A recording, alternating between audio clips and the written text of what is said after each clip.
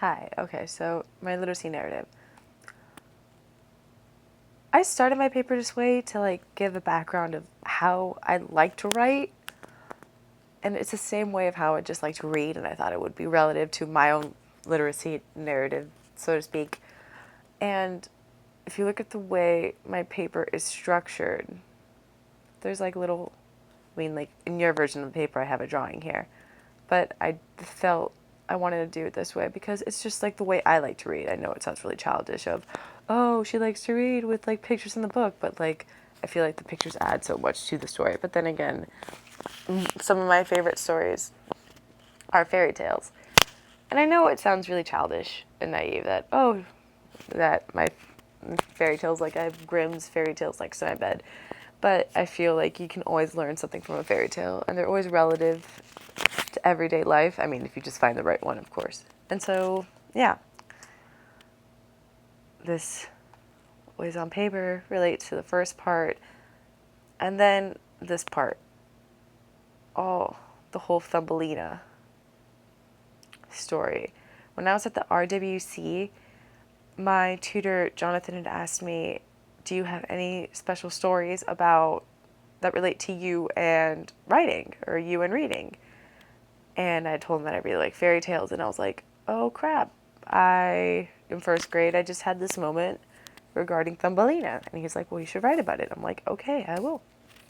And so I wrote about it, and my mom still, to this day, I think, she still hasn't seen the movie, ironically, even though she bought it for me. And she still thinks that I'm just some amazing writer, some child prodigy. I mean, I'm not going to tell her no. I mean, whatever helps her feel better when she's at church or whatever. I don't know. And so this is her. I hated Miss Theory though. Miss Theory I don't know, she was just evil. But I guess she liked my Thumbelina story. And she called my mom. I guess maybe she was in disbelief about it. I might be too. Who knows?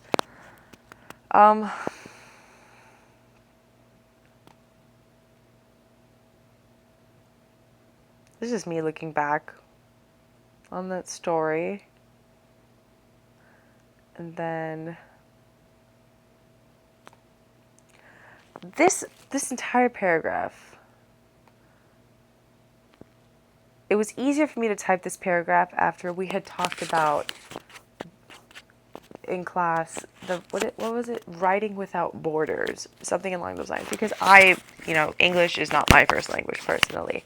And so when I saw the part about, I think it was a Colombian that was speaking, and it was he had asked someone when they were coming and he didn't say hi or whatever, which is apparently very American, not saying hi, but just he didn't really talk a lot, so to speak. But he just got straight to the point, and so the other person was just offended, and I could really relate to that. And this paragraph can just go round and round until you get to the point. It's literally just my mom. It's impossible to sit down with my mom and to just hear a story, because the point of the story is that she lost her key, but then before that she'll talk about, how she met this person and how she ran into this person and how this person's getting a divorce and how their kid is going to jail. Not necessarily going to jail, but just, she just literally goes round and round before she actually gets to the point of the story. And it gets kind of annoying. I'm just like, Mom, can you just hurry up? And she just does it. And then this is just college and how I'm extremely dramatic and stress and how it just doesn't do well with me. But I thought it'd be relevant to a literacy narrative because, I'm talking about my experience with reading and writing. Just work in general, actually, for that part. And then shitty first drafts. First draft's really painful.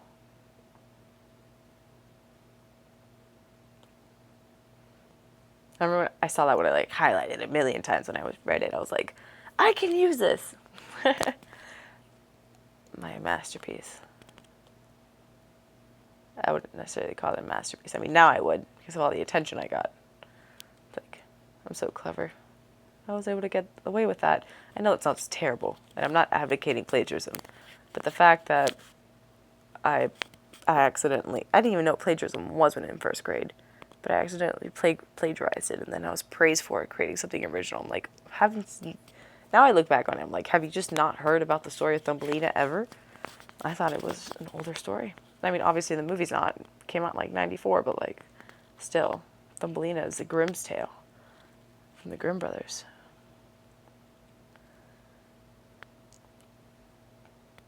Thumbelina was not good for my ego. Literally, like,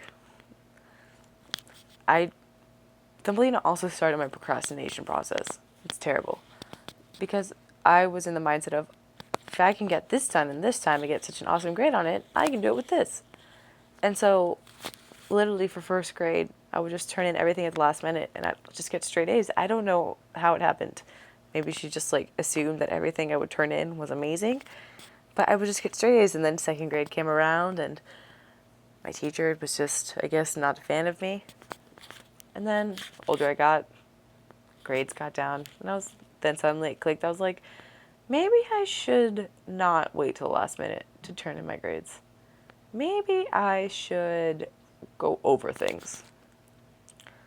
Yeah, once I hit fourth grade, and even nowadays.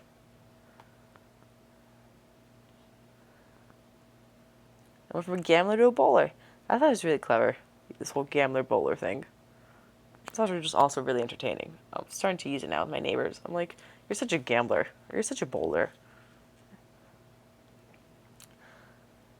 Just me talking about what bowlers and gamblers are and how they relate to my life.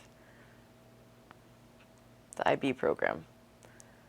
I want to say I became more of a bowler in the IB program, but I had so many assignments that my life kind of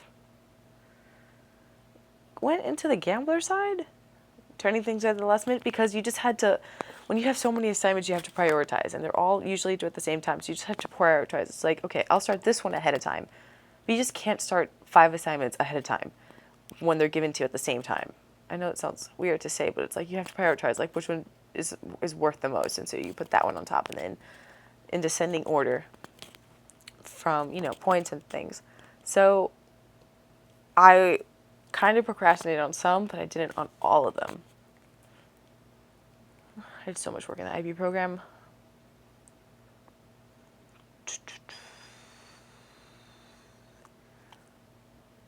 High school was biased. Went to Coral Gables Senior High School, which it's a public high school in Miami where you have a lot of kids that just haven't had a lot of privileges in their life. And then on the other extreme, you had a lot of kids that did have a lot of privileges. Nice neighborhoods, not nice neighborhoods. I was in the happy medium, but because I was in the IB program, there was a mix of both groups, of just the upper level kids. When I say upper level, I'm not saying money. I just mean like intelligence wise and skill wise.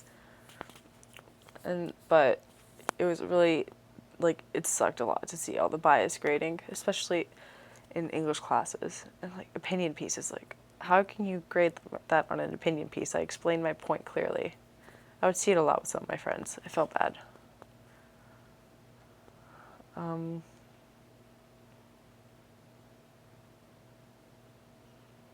Stress and how it's evil. I still think Thoughts About Feelings is one of the most not a bogus article, but just like, I feel like it's something that everyone should know. Like I'm sorry, I'm saying like so much, that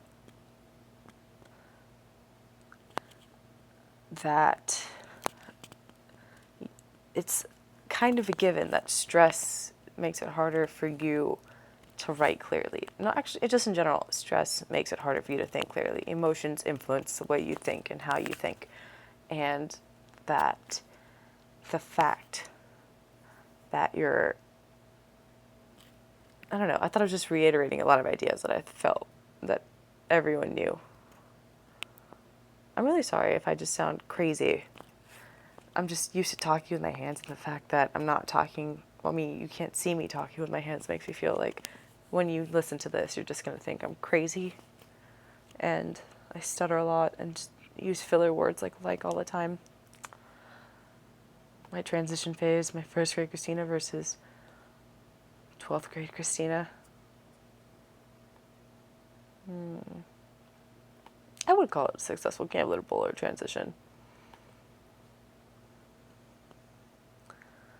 And then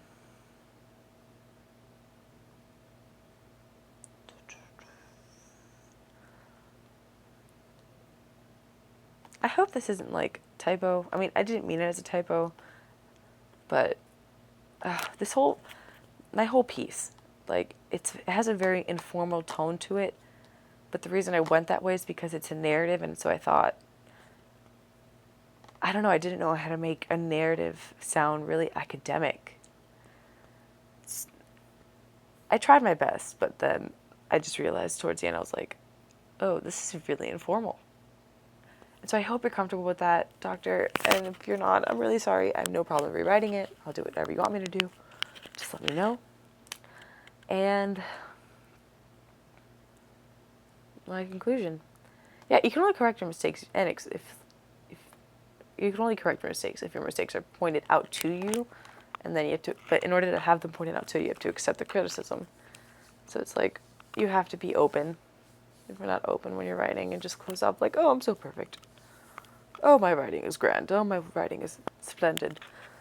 But if it does need any fixing, I mean, I'll say that a lot about my cooking, and it doesn't need fixing, but my writing, I know it does. I mean, regardless, I'll still take opinions on cooking, and I'll like, I need to add more salt, you add more pepper, but it's like you can't make something taste really good unless you know the way to make it. And I guess that relates to writing.